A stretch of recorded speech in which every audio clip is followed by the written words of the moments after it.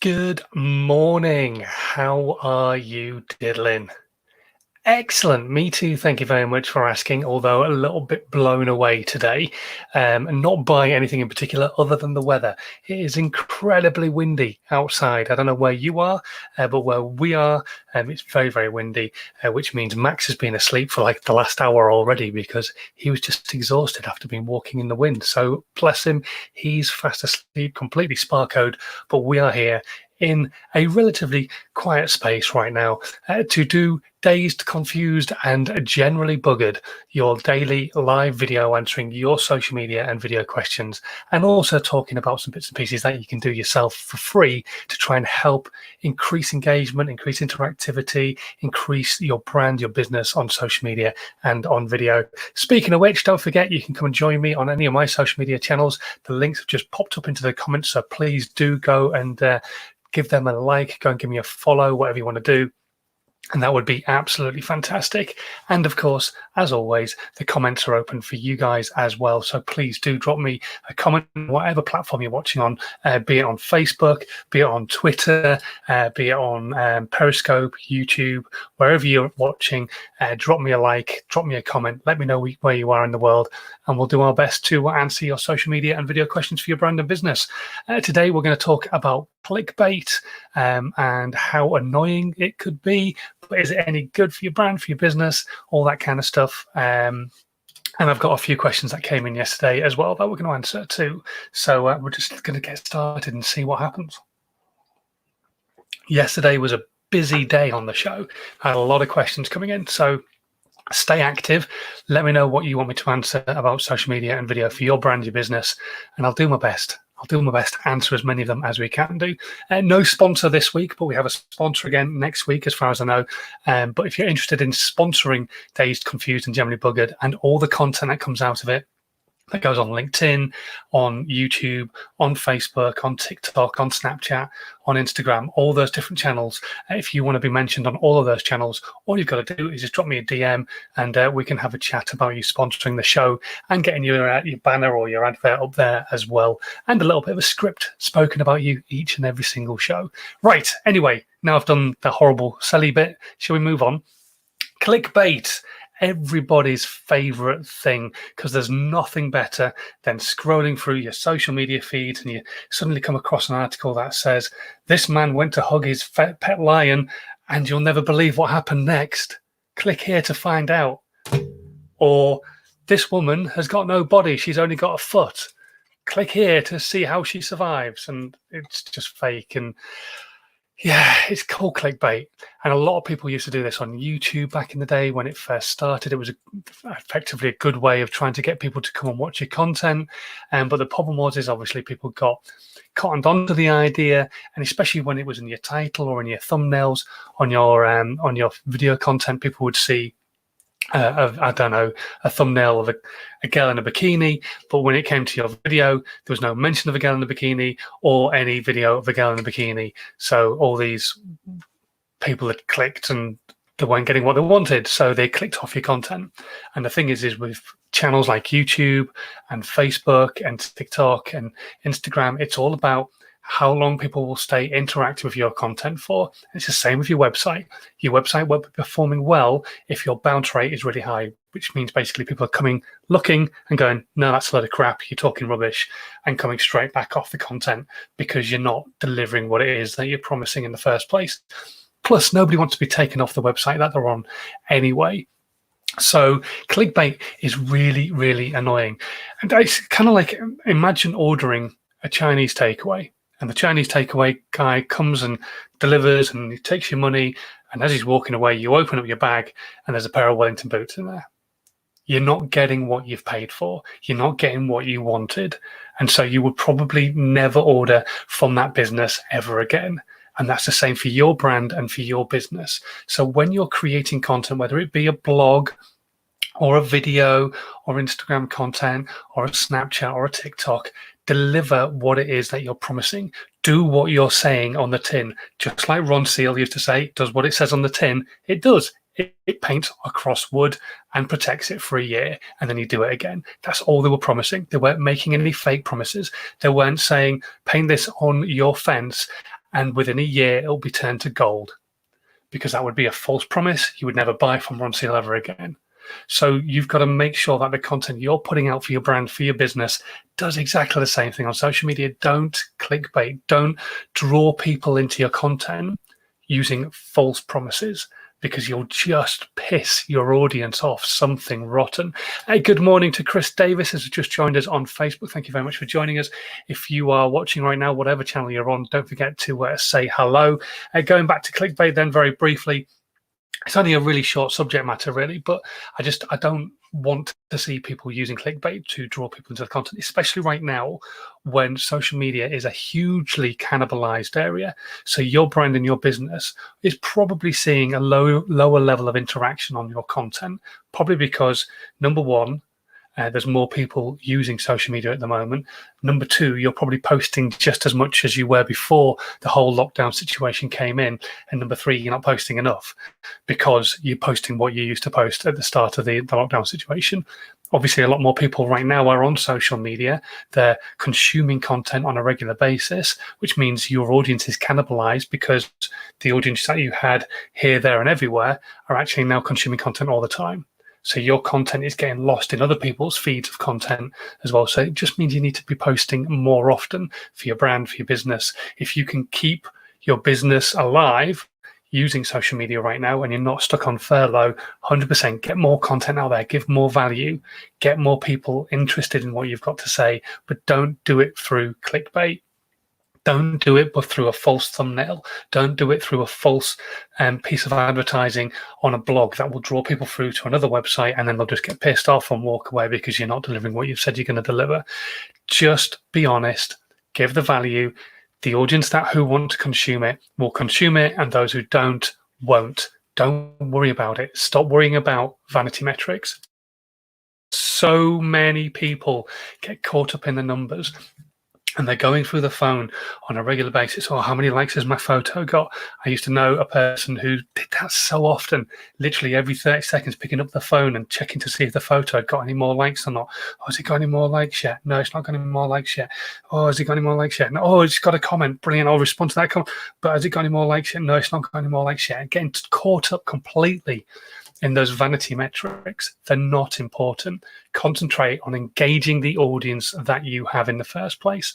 So if you've only got 10 people who follow your content, but they're engaged, brilliant, because they are an engaged audience. You can influence those 10 people to like your content, potentially share it. If they're engaged with what you've got to say and actually enjoy what you're saying and watch and consume on a regular basis, every single time you're putting content out, basically, then you're onto a winner. Don't worry about getting 1 million people following your subject matter and only 1,000 people actually liking or commenting, because the algorithms look at that and just go, oh, you're obviously chasing vanity metrics, or your content is just crap. And so therefore we won't feed it out to anybody.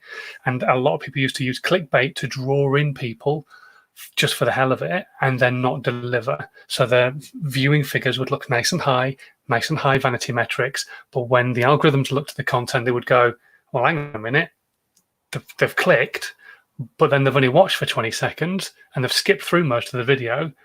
Well, that must mean your video is a load of rubbish. We won't feed that out to anybody else.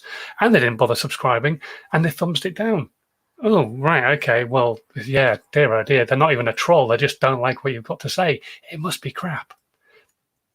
Just concentrate on giving value. Don't clickbait, and yeah, you'll be onto a winner. Concentrate on the audience you've got. Concentrate on the people who give a damn about what it is that you've got to say, and hopefully they will continue to get value from you. All right, then, so that was just a short subject today. Nothing major, but just don't clickbait. But if you've got any questions at all, either about clickbaiting, or if you've got any comments or whatever you want to say about clickbaiting, or if you've got any questions about social media or video as a whole today, drop them into the comments. I'm just checking Twitter to see if anything's come through from there this morning. Just a few people saying hello, so thank you very much to them for joining. But if you want to just comment at all, any questions, feel free to leave them in the section below. And right now we're going to go to some of the questions that I've had come through overnight on email. Okay, so first question. Sandal. Hopefully I've pronounced your name right, because it's not spelt like sandals, sandal maybe. I know that I'm a creative, but I'm having trouble finding my niche. What and how can I do it in a way that brings value to other people? Also, I'm having trouble about what kind of content to create. Wow, okay, multiple things in there. Number one, your niche. I'm not a mindset coach by any stretch of the imagination, but create content about something you're passionate about. If you're just looking to build an audience on social media, if you are sat there right now and you have a normal job, but you want to start making some money doing something different, you must have a passion in your life. Everybody's got some sort of passion. Your passion could be, I don't know, pens. Your passion could be SD cards. Your passion could be track and field, like mine was. Your passion could be football. Whatever it is that your passion is about, start creating content around that passion.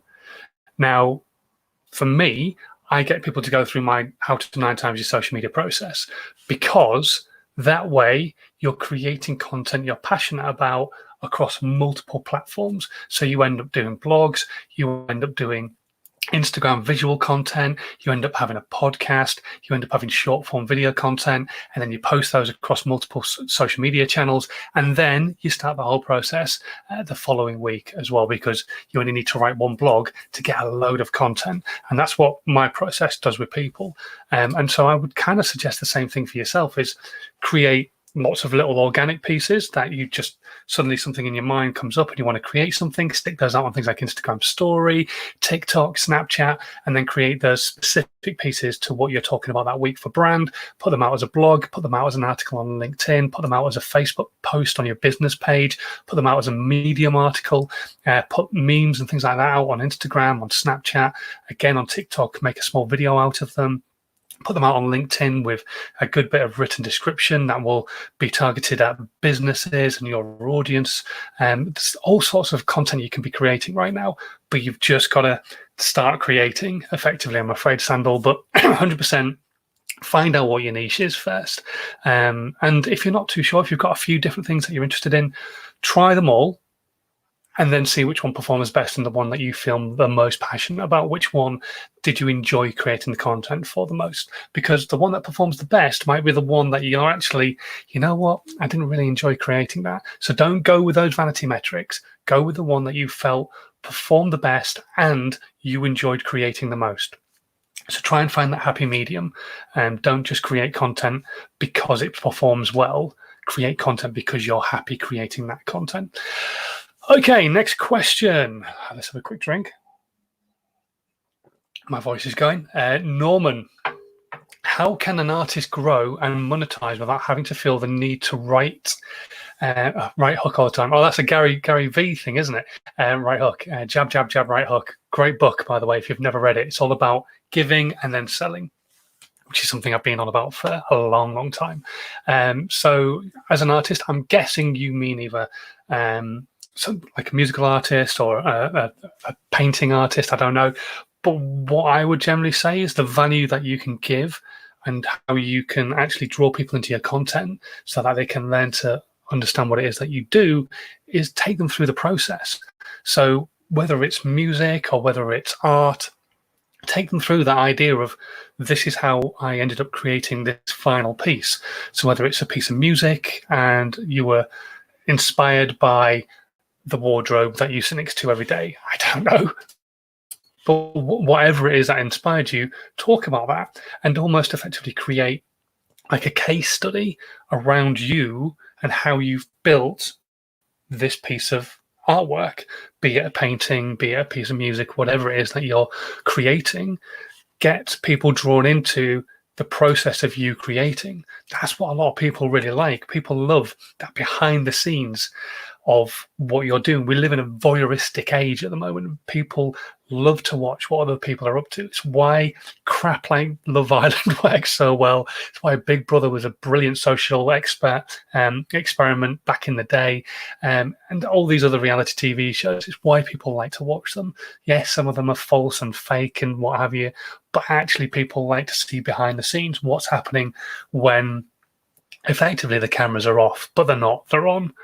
And you can do the same thing with your artwork. Take them through that story of how you created that piece of art so they can see the struggles and difficulty you go through, but also drawn into the content at the very end of it and potentially go and get in touch with you if it's a piece of artwork like a painting and ask if they can buy a print or the original, or you might get somebody who loves your music because you've taken them through that process and get them, they might come and buy your song off iTunes or wherever you're putting it, Amazon Music or Spotify or what have you.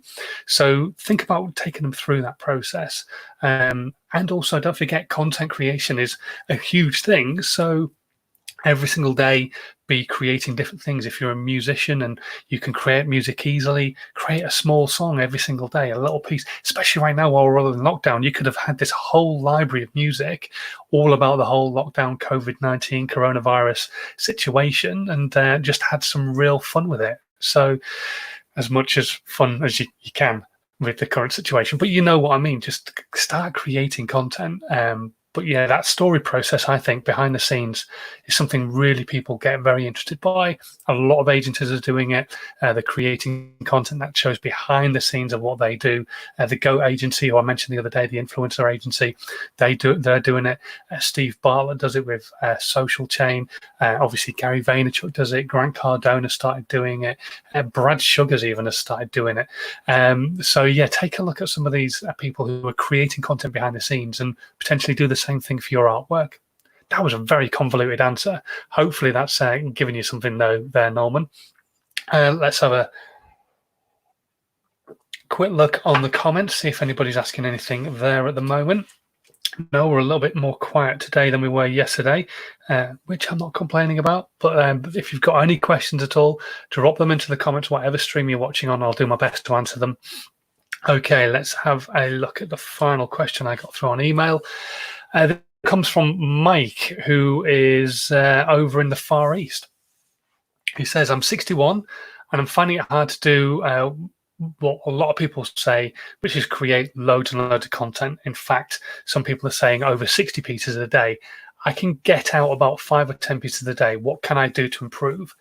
Okay, this is really easy. So many people will be saying this number of like 60 plus pieces of content. I talk about it as well myself, putting out as much content as you possibly can do. However, don't make the assumption that that means 60 odd individual pieces of content a day, because nobody could do that, not unless you've got a massive team working behind you with like the likes of Mel Robbins or Gary Vaynerchuk or what have you. They've got huge teams behind them who can help them create that content. You don't necessarily have that, Mike. So what I want you to do is think about creating 9, 10, 11 pieces of content, how to 9 times your social media, and creating those pieces of content and then posting them in multiple places. If you take a 1-minute video and post it on Facebook and on Snapchat and on TikTok and on Instagram and on Facebook again, and then on a different page, and then on LinkedIn, you've posted 6 pieces of content effectively. Yes, it's the same piece of content, but you've posted in 6 different places. I'm a firm believer of, if you're not communicating, nobody can hear what you've got to say. So get out the idea in your head that you need to create content that's specific to each channel. Yes, it's ideal to do that. I am not saying it's not ideal to do that. But if your message is good enough and strong enough, then put it out on lots of other channels. And yes, it might not necessarily hit as hard as you would like it to have done, but it will still hit home to those people who are consuming it on whatever social media channel you're putting it out on. So stop worrying about creating multiple pieces and just take what you're creating and make it work harder for you. If you're making 10 pieces of content, you could actually smash 60 postings out of the park completely. And don't forget as well that those 60 postings are also including things like actually going out on Twitter and reaching out to people who need help in the area that you're an expertise in, going onto Instagram and talking to people, going out onto Facebook groups and chatting and answering questions without expecting anything in return. So hopefully, Mike, you are going to smash it now because you're creating 5 to 10 pieces of content every single day.